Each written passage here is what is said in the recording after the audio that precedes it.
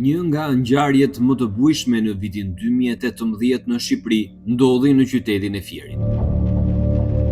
Një grup grabitësish prej 6 personash gjatë mesnatës në tentativë për të hyrë në shtëpinë e 2 të moshuarve ishin gjendur të surprizuar nga ndërhyrja e shpejtë e patrullave të policisë. Grabitësit që ishin kapur në Grack nga uniformat blu refuzuan të dorëzoheshin dhe hapën zjarr në drejtim të tyre. Zjarrit policia ju përgjigj me zjarr, pas disa minutash shkëmbimit të shtënash mes policisë dhe grabitësve në tentativë për t'u larguar, pasojat ishin fatale. 2 patrulla policie të komisariatit Fier, pas marrjes së sinjalizimit me telefonse tek pallati përballë bibliotekës në Fier, po tentohej të grabitej një banesë, mbërrin në vëngjarje. Por teksa zbresin nga makina, gjenden në breshërinë të shtënave të grabitësve. Policia i kundërpërgjigjet dhe përpasoi 2 prej grabitësve mbetën në vend, njëri i vrarë me maskë në fytyrë dhe armën e bllokuar dhe tjetri i plagosur. 4 autorët e tjerë arritën të largoheshin dhe nuk u identifikuan kurrë nga prokuroria, megjithse provat ishin të shumta. Pas më shumë se 7 vitesh nga ngjarja, prokuroria e posaçme deklaron se ka siguruar të dhënat mjaftueshme brenda dyshimit të arsyeshëm për të provuar se kjo ngjarje ishte e mirë organizuar nga një grup i strukturuar kriminal i drejtuar nga shumë i kërkuar i drejtësisë Talo Çela, i cili sipas pak ka qenë ideatori dhe pjesëmarrësi kryesor i kësaj grabitje të mbetur në tentativë për shkak të ndërhyrjes së policisë. Sipas pak, grupi i grabitësve kishte marrë informacione se në shtëpinë të moshuarve ndodheshin rreth 500.000 euro, të cilat pretendoi se ua kishte sjell për t'i ruajtur djalit tyre që kishin në Meksik.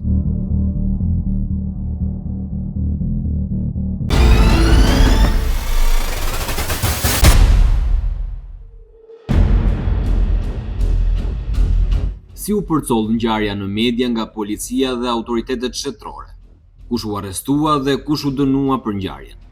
Me datën 23 mars 2018, rreth orës 2:20 pas mesnate, në sallën e komandimit dhe drejtimit të drejtorisë vendore të policisë Fier, është marrë njoftim nga një qytetar, i cili ka informuar se në hyrjen e një pallati përballë me bibliotekën e qytetit, kishte parë persona të armatosur me maskë dhe me elektrik në dorë, të cilët po futeshin në hyrjen e pallatit. Me marrjen e këtij informacioni, salla operative ka njoftuar shërbimet e patrullës së përgjithshme që të shkonte dhe të kryente verifikimin e informacionit. Në momentin që patrulla e policisë është afruar afër vendit ku bëhej fjalë informacioni, personat me maskë kanë hapur zjarr në drejtim të punonjësve të policisë, të cilët kishin shkuar me makinat e policisë me shenja dalluese dhe identifikuese të policisë së shtetit. Të ndodhur para këtij sulmi real të çastit e të padrejtë me armë luftarake, punonjësit e policisë kanë filluar të hapin zjarre me armë kundër personave që po qëllonin në drejtim të tyre. Gjatë këtij momenti të shkëmbimit të zjarrit, nga persona që po qëllonin në drejtim të policisë, një person ka mbetur i plagosur, i cili është arrestuar dhe bëhet fjalë për shtetasin Arben Muça, i maskuar dhe i armatosur, dhe një person tjetër ka mbetur i vdekur, identifikuar më vonë si shtetasi Giuliano Sallaku, i maskuar dhe i armatosur. Personat e tjerë, autorë të ngjarjes duke qelluar në drejtim të policisë, janë larguar me shpejtësi me një automjet BMW X5 me ngjyrë të errët. Pas pushimit të shkëmbimit të zjarrit, i plagosur i Arben Muça është kapur nga punonjësit e policisë dhe është dërguar në spitalin e Fierit për ndihmë mjekësore, ndërsa në vendin e ngjarjes kanë shkuar të gjitha shërbimet e policisë së komisariatit Fier, strukturat e tjera të forcës së policisë, si dhe oficerë të policisë gjyqësore, të cilët kanë filluar kthyrjen e vendit të ngjarjes, sigurimin e provave, identifikimin e shkaqeve të ngjarjes dhe janë vënë në kërkim të autorëve të tjerë ende të paidentifikuar, si dhe kryerjen e të gjitha veprimeve hetimore. Por çfarë ka rezultuar nga veprimet procedurale të kryera për këtë ngjarje? Nga kthyrja e vendit të ngjarjes, ka rezultuar se personat e armatosur para se të qëllonin me armë në drejtim të punonjësve të policisë, kishin tentuar të vidhnin banesën e shtetasit Minella M, e ndodhur në rrugën Kastriot Muço, lagja 29 nëntori në qytetin e Fierit, pranë vendit ngjarjes, duke dëmtuar fillimisht fishekun e Bravës së Derës, të cilën e kishin dëmtuar me sende të forta si kaçavida, por nuk kishin mundur të futeshin brenda në banesë për shkak se dera ishte e mbyllur dhe nga brenda me një llos. Në momentin e ngjarjes në banesë ndodheshin në gjumë shtetasit Minella M së bashku me bashkëshorten e tij. Në shesh pushimin e katit të pallateve është gjendur një çantë e madhe brenda së cilës ishte një çantë tjetër më e vogël dhe brenda kësaj çante kishte pinca, kaçavida dhe një çelës papagall, sende të cilat janë përdorur nga autorët për të realizuar hapjen e derës së banesës së shënjestrës. Gjithashtu në hyrjen e pallatit me mbishkrimin Meçaj, në pjesën e sipërme të hyrjes, 1.7 metra nga ana e majt, vërehet një dëmtim i çrregullt i shoqëruar me heqje të suvasme përmas 10, 3 dhe 7 cm thellësi në brendësi të hyrjes së pallatit të parë, në një nga 3 kolonat poshtë shpushimit të katit të dytë, në distancë 1.5 metra nga muri i anës perëndimore. Nga kqyrja më teshme e vendit të ngjarjes, shtetasi i vrarë është gjetur i gjakosur, i shtrirë në anë të rrugës buz trotuarit përpara hyrjes së pallatit ku banon shtetasi Minella M. Te kufoma e shtetasit të identifikuar Xhulian Sallaku, poshtë trupit të tij u gjën një armë zjarri pistolet M54 kalibër 7.62 mm e bllokuar në pjesën e lëvizshme të saj tek djepi i luajtës, bllokuar këmbëza e shkrepjes, goditësi në pozicion të ngrehur dhe që nuk shkonte përpara me tërheqjen e këmbëzës. Kjo armë zjarri kishte fishek në folen e saj të fishekut, si dhe 2 fishek në krëhrin e saj. Nga kqyrja, Xhulian Sallaku rezultoi se ishte me kapuç si tip maske në kokë, me dorashka në të dyja duart dhe gjatë kontrollit në rroba që kishte veshur, nuk u gjendën dokumenta identifikimit të tij. Identifikimi i tij është kryer nga të afërmit dhe familjarët e tij. Në distancë 3-4 metra larg shtetasit të vrarë, në trotuar u gjet dhe u fiksua një armë tjetër zjarri, pistolet M54 kalibër 7.62 mm, me krëhër të vendosur me 3 fishek brenda, si dhe një fishek në folen e fishekut. Afër kësaj arme zjarri u gjendën dhe u fiksuan 2 dorashka të tjera me ngjyrë të kuqe të zezë, si dhe një maskë sintetike e çarë në pjesën e syve. Gjithashtu në vendin e ngjarjes janë gjetur 11 fishek M54, 5 gëzhoja M54, si dhe 8 gëzhoja M56. Në trotuar u gjetën dhe u fiksua dhe një radio dore e markës Baofen. Nga kqyrja fizike e Arben Muçës është konstatuar se kishte 2 plagë, një hyrëse në pjesën e pasme të kofshës dhe një dalse në pjesën e përparme të kofshës. Në rroba ju gjet një portofol me ngjyrë të zezë dhe të kuqe dhe brenda saj një leje drejtimi me emrin Arben Muça.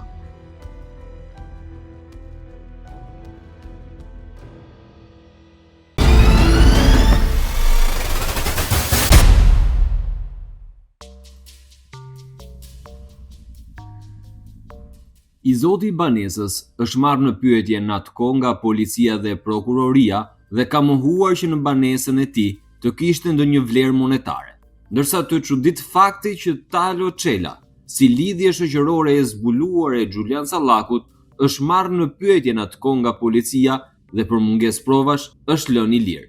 Ndiqni si ka përshkruar prokuroria këto 2 episode. Nga deklarimi i shtetasit Minella M, rezulton se rreth orës 2:30 ka dëgjuar 3-4 breshëri arme dhe rreth orës 3:15 është njoftuar nga policia se ishte tentuar që të hapej dera e apartamentit ku ai banon dhe ka deklaruar se nuk e kishte kuptuar se çfarë kishte ndodhur. Ky shtetas jeton në shtëpi vetëm me bashkëshorten e tij. Kanë 2 fëmijë, një djalë dhe një vajzë. Djali, i cili po bën 10 vjet që ndodhet i larguar në Meksik në shtetin e Guadalajares, ku atje ka një lavazho për larje automjetësh, ndërsa gruaja e tij meksikane ka një dyqan kozmetike. Ai ka deklaruar se në banesë nuk mban vlera monetare dhe se nuk ka konflikte me asnjë person. Janë verifikuar nga prokuroria Fier lidhjet e përbashkëta shoqërore të shtetasve Xhulian Sallaku dhe Arben Muça, ku kanë rezultuar shtetasit Lulzim Bitri, banues në Elbasan, Elio Bitri, banues në Elbasan, Talo Çela, banues në Elbasan. nisur nga fakti se këta shtetas kanë rezultuar lidhje familjare dhe shoqërore e shtetasve Arben Muça dhe Xhulian Sollaku, janë shoqëruar dhe pyetur për ngjarjen e datës 23 mars 2018 në Fier.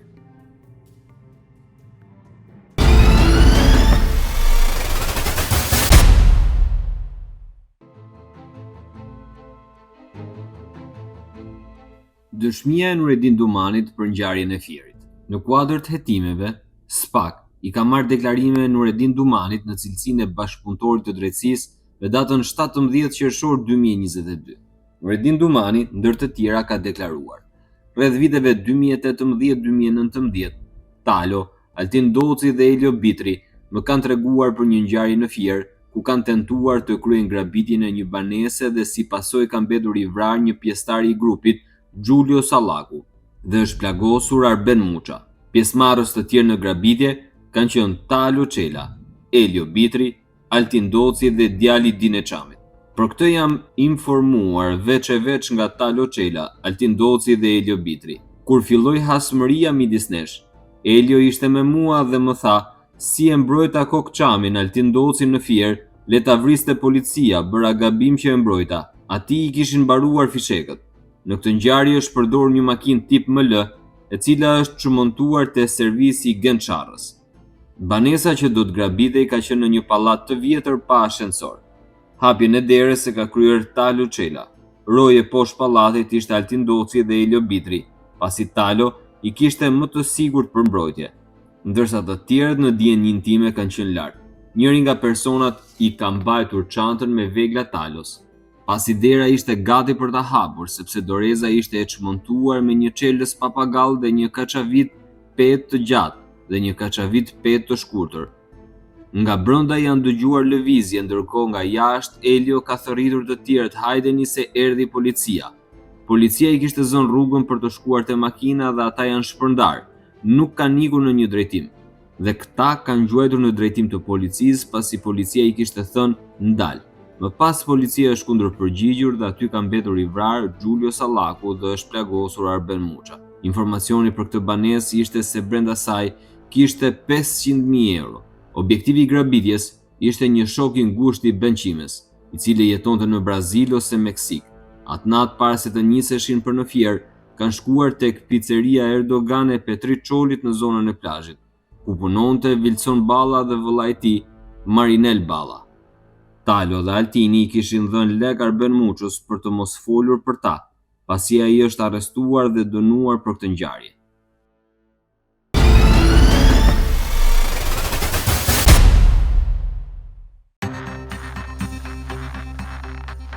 Dëshmia e Irfan Azizit, dienia e tij për grabitjen e mbetur në tentativë në Fier. Dieni për këtë grabitje ka deklaruar se ka dhe Irfan Azizi nga Berati lidhje shoqërore e Talo Çelës, të cilit kohë më vonë Talo Çela pretendohet i ketë bërë atentat. Prokuroria e posaçme këtij personi i ka marrë një deklaratë me datën 5 korrik të vitit 2022 në ambientet e ambasadës shqiptare në Londër, në cilësinë e personit që ka dieni për veprën penale, i cili në lidhje me faktin penal objekt hetimi ka deklaruar se: dua të jap shpjegime për një ngjarje kriminale për aq sa kam dieni.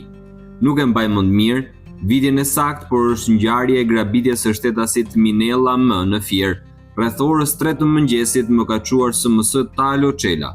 Mbas disa zilesh kam arritur të ngrej telefonin pasi isha në gjumë. Me sa kujtoj, me Talo nuk kam folur me telefonin me numër 20, por me një telefon tjetër, të cilin nëse e gje do t'ja u jap dhe juve. Për Talo nuk e mbaj mend numrin, pasi ai përdorte 4 telefona të ndryshëm. Kam komunikuar me Talo Çelën, i cili më tha: dil urgjent merr makinën tënde dhe hajde tek rotondo e Beratit, rreth rrotullimi i Stravës. Gjatë rrugës kam komunikuar disa herë me Talon për vendodhjen. Kam shkuar në Fier Shega në një xhep rrugë dhe kemi ndërruar makinat. Unë kam qenë me një makinë Volvo S60 ose 80 ngjyrë ulliri, ndërsa Talo Çela ka qenë me një BMW X5. Nga makina X5 ka dalë fillimisht Talo Çela nga pozicioni drejtuesi të mjetit, më pas ka dalë shtetasi i thirrur Keli. Keli ka një tatuazh të madh në krahun e djathtë, bicepsin, të cilin unë e njoh dhe kam takuar 3-4 herë me Talo Çelën. Kelin e kam njohur në kohën që vinte me Talo Çelën pasi të dy sillnin makina për të çmontuar tek unë. Talo më ka prezantuar Kelin si shokun e tij të besuar. Keli ishte rreth moshës 30 vjeç në atë kohë, i gjatë rreth 1,75 cm, trup mesatar, tipare të errta dhe flokë të prera shkurt. Keli ka patur një makinë Benz C204 e zezë. Në makinën X5 atë natë ka qenë dhe një person i tretë, i cili ishte me një mask body. Mendoj se ky shtetas me mask body ishte Altin Doci. Këtë fakt ma ka treguar Klodian Qypi, me të cilin jam takuar. Me Klodian Qypin jam njohur nga Talo Çela. Talo ma ka prezantuar si shokun e tij që kryenin vjedhje makinash. E kam takuar rreth 20 herë. Klodiani në atë kohë mund të ketë qenë rreth 35 vjeç. Ai është nga Kodër Derveni, Laç. Është brun, i shkurtër, 1,65 i dobët. Sqaroj se Klodiani nuk më ka sjell makina të vjedhura, por punonte me Guri Bibën. Klodianin e kam takuar pas daljes së tij nga burgu te karburanti im në Poshnje. Ai më ka kërkuar lek borxh. Në bisedë sipër më ka thënë: "Ki kujdes, mos të dali ndonjë gjë tek ngjarja që ka qenë Kasemi, Arben Muça, pasi ai po flet. Ai do t'i nxjerrë të gjitha." Unë i thash s'kam asnjë lidhje, jam i qetë. Në vijim më tha që Kasemi, alias Arben Muça, ka folur për Altin Docin, Talo Çelën dhe personat e tjerë që kanë qenë prezent në grabitjen e Minella Muçit. Sqaroj se Klodiani ka lidhje me Arben Muçën dhe vazhdon komunikon dhe tani që është në burg.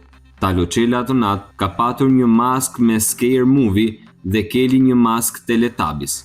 Keli maskën e hoqi dhe e la në makinë. Talo Çela pasi ka dalë nga makina, më ka thënë se është plagosur Çerri dhe është kapur Kasemi. Sqaroj se Çerri ishte personi që vdiq ditën e ngjarjes, por unë nuk e njihja dhe Kasemi është Arben Muça, të cilin unë e njoh. Talo më tha: "Merri këto dorashka dhe mos e prek makinën pa doreza. Merre, çoje diku ku mund ta djegësh ose çmontoje dhe bëj ç'të duash. Nuk dua lek për të." Ndorrua makinat gjatë atij takimi tek xhepi rrugës. Unë mora makinën X5 dhe e dërgova për çmontim te një tokë ku mua më shkapur një herë një makinë e vjedhur. Kur bëm këto biseda, isha vetëm unë dhe Talo, pasi Keli dhe personi me mask për të cilin mësova më pas nga Klodian Qypi, u fut në makinën time që çova unë. Dy personat e tjerë nuk folën asnjë fjalë, pasi sqaroj se ky veprim, pra shkëmbimi makinave, është bërë një kohë të shkurtër dhe ata e kishin me nxitim. Makinën time që morën atë natë, ma ktheu Talo Çela pas disa ditëve. Ai më tha që kishte fshirë shenjat e gishtave tek makina ime dhe është larguar pasi e ka marrë dikush me një mjet Benz. Unë i thash mos më hapësh ndonjë telash për këtë gjë. Ai më tha, unë s'kisha lidhje pasi secili mund të dënohej për rolin e vet. Sqaroj se pas ngjarjes së Minellës, Talo Çela kishte marrë dosjen e grabitjes së Minellës, ku ishte arrestuar Arben Muça. Ai më tha një ditë që isha në makinë me të: "Kjo është dosja e grabitjes së Minella Muçës dhe nuk ka dalë asnjëri prej çunave, pa më përmendur emra."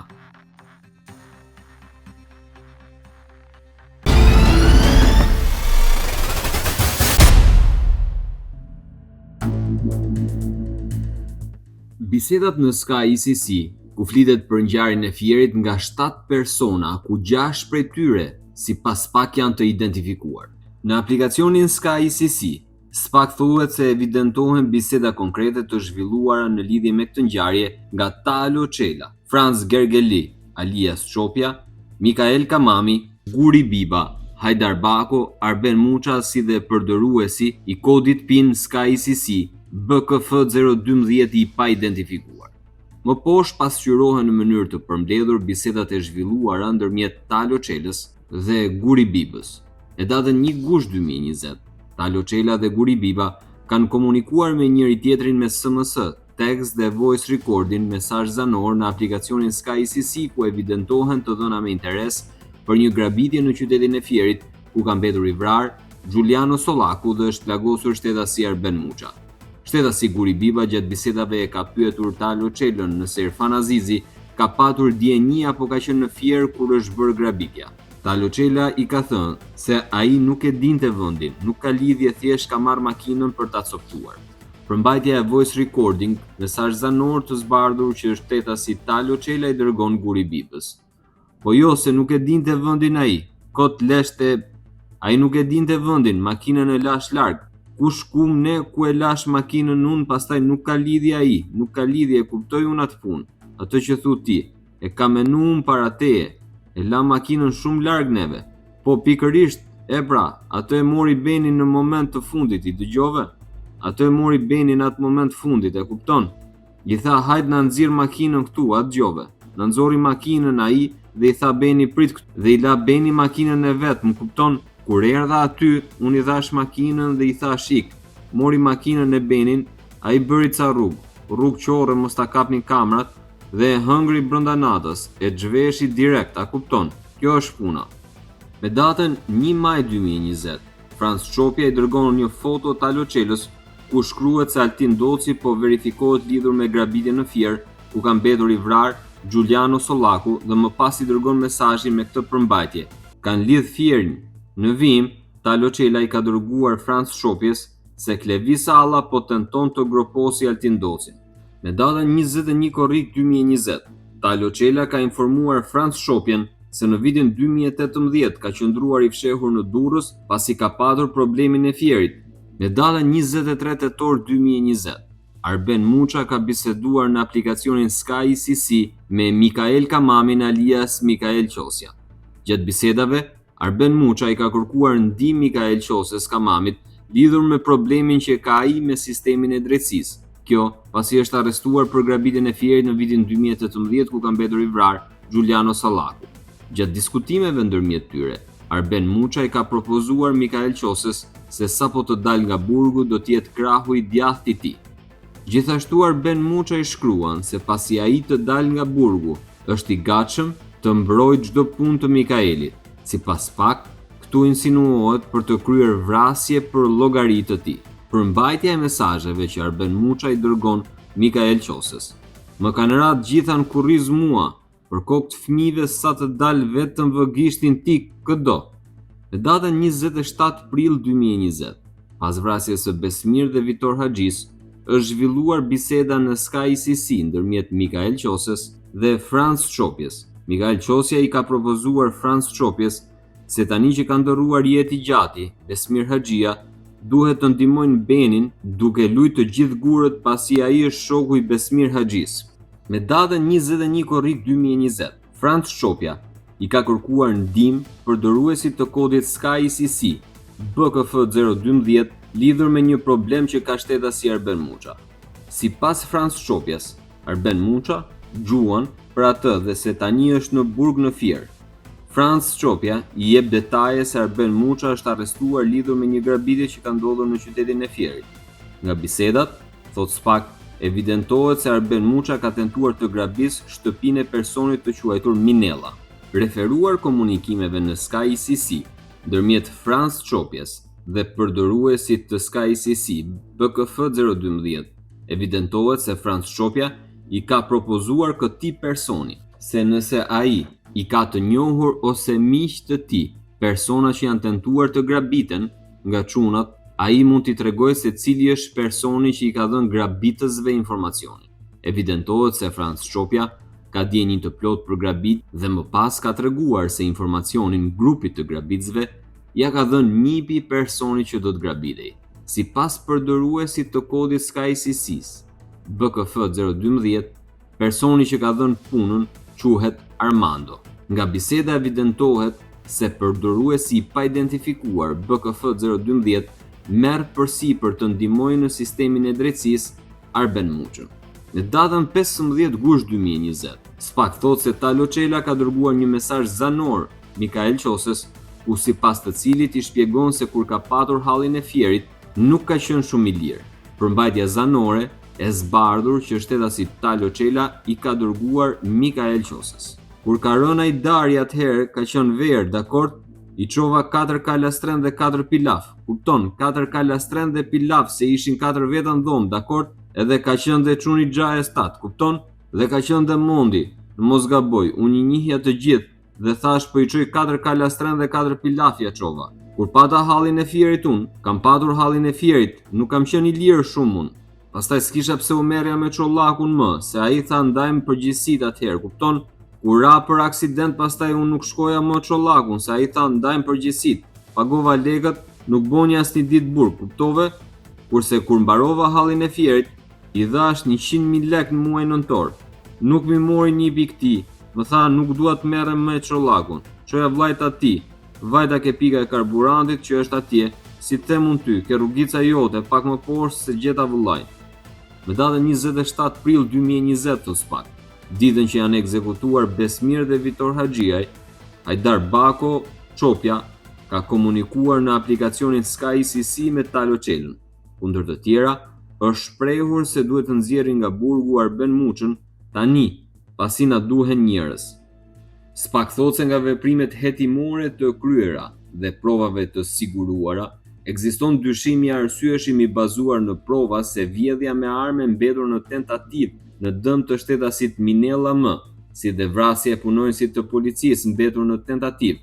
Ngjarje ndodhur me datën 23 mars 2018 në Fier, ekziston dyshim i arsyeshëm i bazuar në prova se është kryer në bashkëpunim përveç Arben Muçës i proceduar veçmas edhe nga shtetasit Talo Çela, pjesëmarrës në tentativën për grabitjen dhe goditjen me armë ndaj punonjësve të policisë së shtetit. Shtetasi Talo Çela ka qenë shoferi i automjetit të grabitësve, si dhe personi që ka tentuar të hap derën e banesës së Minella M. Gjykata vlerëson se pjesëmarrja e tij dhe roli del qartë nga komunikimet e Sky CC dhe deklarimet e Irfan Azizit dhe Nureddin Dumanit, të cilat përputhen thelbësisht me të gjitha provat e tjera. Altin Doci, sipas Spak, ka qenë pjesëmarrës në tentativën për grabitje dhe goditjen me armë ndaj punonjësve të policisë. Mikael Qosja Kamami, si dhe shtetas të tjerë të pa identifikuar. Dyshohet sipas Spak se shtetasit e mësipërm kanë konsumuar veprat penale të vjedhjes me armë e kryer në bashkëpunim në formën e grupit të strukturuar kriminal, mbetur në tentativë, mbajtje pa leje dhe prodhim i armëve, armëve shpërthyese dhe i municionit, grupi strukturuar kriminal dhe kryerja e veprave penale nga organizata kriminale dhe grupi strukturuar kriminal.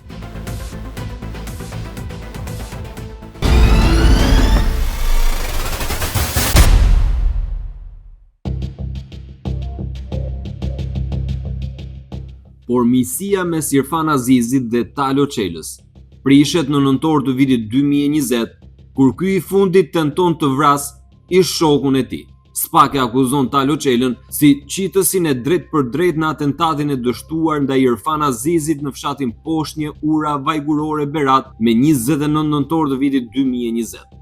Arsyeja ishin dyshimet dhe fjalët që i kishin ardhur ku pretendohej se Irfan Azizi të kishte furnizuar me automjete autorët e vrasjes së vëllait të tij Bujar Çela dhe shokut Emiliano Ramazani.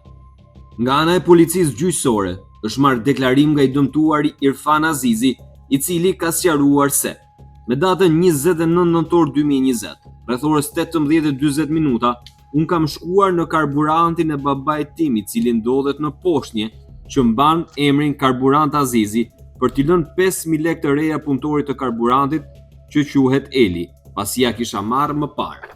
Parkova automjetin tim në shesh pushimin përpara karburantit dhe shkova drejt punëtorit të karburantit, i dhash 5.000 lekët që i kisha marrë më parë dhe u ktheva sërish në automjetin tim për t'u nisur në drejtim të shtëpisë. U futa brenda automjetit dhe sapo bëra gati për të ecur mbrapsht, pash në pasqyrë mbrapa që një automjet i markës Audi Z me portobagazh i vit prodhimi 2010-2012 po afrohej pranë makinës time. Unë zbrita nga makina, pasi mendova se ishte ndonjë i njohuri im. Në momentin që zbres nga makina, shoh në xhamin mbrapa nga krau i pasagjerit ishte i ulur dhe shoh shtetasin Talo Çela, të cilin e njoh dhe u afrova, pasi mendova se donte të më takonte. Në këtë moment, ai nxori një armë automatike të tipit Kalashnikov dhe filloi të më qellonte. Plumbi i parë më kapi në dorë dhe pas këtij momenti u largova me vrap në drejtim të vendqëndrimit punëtorit të karburantit dhe më pas në drejtim të lokalit tonë. Pastaj në drejtim të tokave të babait duke u fshehur. Më pas nxorra telefonin dhe lajmërova policinë në numrin 129.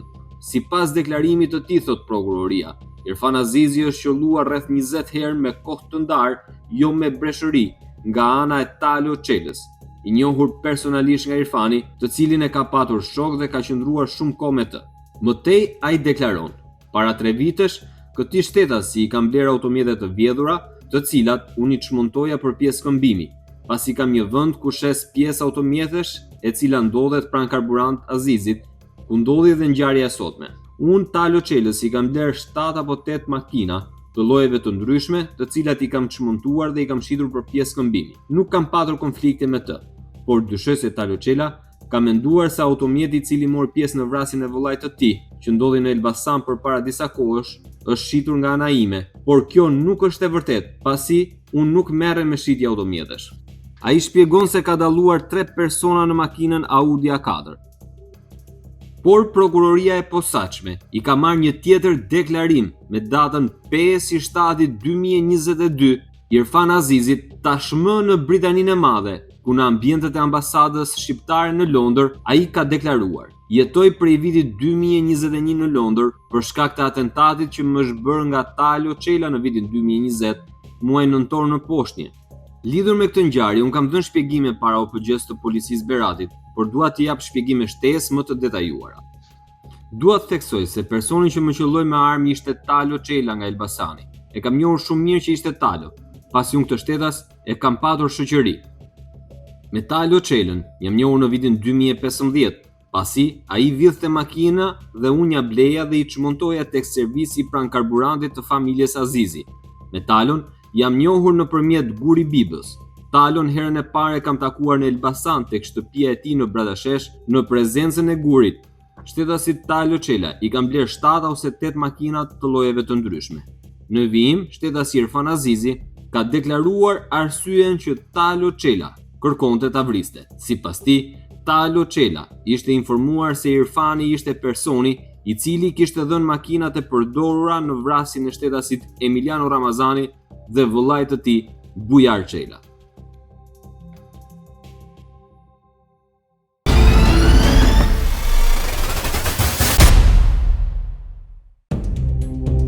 Spak thot se nga qyerja dhe analizimi i bisedave të zhvilluara nëpërmjet aplikacionit të kriptuar SkyCC, evidentohen biseda konkrete të zhvilluara nga Mikael Kamami, Talo Çela, Franc Shopja, Guri Biba, Altin Kamami, Maksim Koçi, si dhe përdoruesi i kodit PIN SkyCC FKOJK4 i pa identifikuar deri në këtë moment.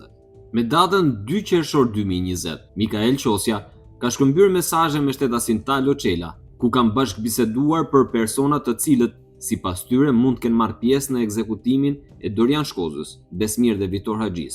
Nga biseda rezulton se Mikael Qosja ka bërë analizën e të gjithë personave. Nga konteksti i bisedës, Mikael Qosja i ka shkruar Talo Çelës se Altin Doci duhet ta tregonte patjetër, pasi ishte vrarë Dorian Shkoza, lidhur me konfliktin, pasi tani është bërë dëmi shumë i madh. Në vijim të bisedës ndërmjet tyre, Mikael Qosja i dërgon Talo Çelës mesazhin me këtë përmbajtje: "Po mirë pse, unë kot të thash ty, duhet më u vra Beraci?" Beraci, thot Spak, është nofka me të cilën antarët e organizatës Çopja identifikojnë Irfan Azizin, i cili i ka mbetur i plagosur pas atentatit me armë zjarri me 29 nëntor 2020. Me datën 27 tetor 2020, Mikael Qosja i ka shkruar Talo Çelës duke i thënë se tani duhet ekzekutuar Irfan Azizi. Me datën 29 nëntor 2020, Mikael Qosja ka informuar nëpërmjet një chat attachment shtetasin Franc Shopja lidhur me atentatin ndaj Irfan Azizit. Në chat attachment janë nickname-et Franc, identifikuar si Maksim Koçi, dhe Kanada, identifikuar si Mikael Qosja. Nga përmbajtja e kësaj bisede, rezulton se Maksim Koçi ka qenë një nga personat që ka marrë pjesë në ngjarjen e datës 29 nëntor 2020, ku ka patur rolin e goditësit. Nga biseda, thot Spak, evidentohet se ai nuk ka goditur, pasi goditjen e ka bërë personi tjetër, Altin Kamami, pasi ka qenë shumë afër. Mikael Qose Kamami shprehet i pakënaqur duke i thënë se duhet të godiste dhe ai, Maksim Koçi. Gjithashtu evidentohet se shtetasi Franc Çopja urdhëron Mikael Qosen që shtetasin Talo Çela të mos e përzjej më me asgjë, me asnjë punë. Në vijim të komunikimit ndërmjet tyre, Franc Çopja i dërgon Mikael Qoses mesazhet me këtë përmbajtje: "Se jemi të kompletuar tani dhe u futëm prap në linjë. Të heqim këto që janë për tu heq, se fana a jeta ikin man, nuk na prishim punë këta zgjepsat, po i heqim edhe një dy tjerë tani, që janë të domosdoshëm. Elbasanin ta shfrytëzojmë tani për B dhe Xhuxhin. Referuar mesazheve të sipërcituara, evidentohet thot Spak se Franz Çopja në kohën e kryerjes së bisedës ka patur në plan që në vijim të ekzekutoj Arben Spahiun, kunatin Erion Alibejt, si dhe shtetasin Everest Caka, të cilit i referohet me pseudonimin Xhuxhi. Shtetasi Everest Caka evidentohet lidhje familjare vëllezërve Arben Spahiu, Ardit alias Arjan Spahiu dhe Riger Spahiu. Me datën 24 shtator 2020, Mikael Qosja e pyet Guri Bibën lidhur me personin të cilin e quan Fanja dhe se i duhet emri dhe mbiemri. Shtetasi Guri Biba fillimisht e ka cilësuar si ai tek karburanti. Irfan Azizi thot Spak në kohën që është zhvilluar biseda ka patur në pronësi karburant Azizi. Dhe në bisedat në vijim e informon Mikael Qosen duke i thënë se Fanja e ka emrin Irfan Azizi. Me datën 28 nëntor 2020, Talo Çela i kërkon Maksim Koçit që të dalë një xhiro në Librazh për targat dhe orienton duke i thënë se anës rrugës në dalje të Librazhit mund të gjetë targa sa të dojë dhe që të ketë kujdes nga kamerat. Me datën 30 nëntor 2020, Talo Çela komunikon me Maksim Koçin lidhur me ngjarjen e zhvilluar një natë më parë, ku Maksim Koçi dhe Altin Kamami nuk kanë mundur të mbarojnë punë dhe pse Talo Çela ja kanë nxjerrë në pjatë shtetasin Irfan Azizi. Për mbajtja mesazheve që shkëmbejnë me njëri tjetrin, Talo Çela dhe Maksim Koçi. Po ja porri, shtëpi mërzit, keq ma, s'kam çfarë flas me Marokun. Ju të dy ngrit mbrëm, ti ngece fare u hutove, ai tjetri u bllokua. Na fliqet kot më bukur që ju anxora s'ka më. Iku ajo pun tani. Faj ju të dyve vlla. Unë ju e anxora në pjatë. Mend për herë tjetër tani. Po dhe unë kam shumë gabim. Po, ke shumë të drejtë. Jo pjatë, po super pjatë ishte. Po se kur të vi aty flasi me Terezi, mirë. Ajo nuk faleshe vlla. Po tamam se na doli si llokum. Si ai çast nuk del ma. Po vari tiku më ajo punë. Kur si a ke ide nuk di me vepru, për herë të parë ishte për ju. Po thuaj ati Marokut që fajnë e patëm ne, jo fratja. Se ne gabuam thuaj, unë dhe ai tjetri. Ngecëm, ngrim, u hutuam, ati ju blokua, kaq. Mirë, çfarë rëndësie ka kush e pati fajnë vlla. Spak thot se nga kqyrja dhe analizimi i komunikimeve të zhvilluar në aplikacionin SkyCC, nga Mikael Qosja, Talo Çela, Franz Çopja, Guri Biba, Altin Kamami, Maksim Koçi, si dhe përdoruesi i SkyCC FKOJK4 i pa identifikuar, rezulton se këta shtetas dyshonin se shtetasi Irfan Azizi mund të ketë ndihmuar Nureddin Dumanin duke i dhënë makina të vjedhura për realizimin e ngjarjeve në Durrës ku kanë mbetur të vrarë anëtarët e organizatës kriminale e Çopja. Gjithashtu Talo Çela ka dyshuar se Irfan Azizi mund të ketë strehuar Nureddin Dumanin pas çdo ngjarje dhe vrasje që Nureddin Dumani ka kryer ndaj anëtarëve të organizatës kriminale Çopja dhe ky është motivi që kanë patur për ta vrarë Irfan Azizin. Spak thot se nga të dhënat e sipërcituara u parashtruan rrethana dhe fakte lidhur me vrasjen e mbetur në tentativë të Irfan Azizit, ku dyshohet se janë të përfshirë të hetuarit Franz Çopja në rolin e financuesit së bashku me vëllain e tij Hajdar Bako Çopja, ku ka siguruar shumën monetare për grupin e ekzekutorëve. Mikael Qosja në rolin e porositësit dhe organizatorit të vrasjes së Irfan Azizit. Talo Çela në rolin e drejtuesit të mjetit të përdorur në ngjarje. Altin Kamami, ekzekutor. Maksim Koçi, ekzekutor. Guri Biba në rolin e informatorit në lidhje me generalitetet e sakta të Irfan Azizit, banesën dhe karburantin. Guri Biba, thot Spak, do të merrte pjesë personalisht në vëzhgimin dhe eliminimin e Irfan Azizit, por kjo nuk ka ndodhur pasi disa ditë më parë ka ndoruar jetë gjyshi i tij. Si dhe të përfshirë të tjerë janë persona që ende nuk janë identifikuar.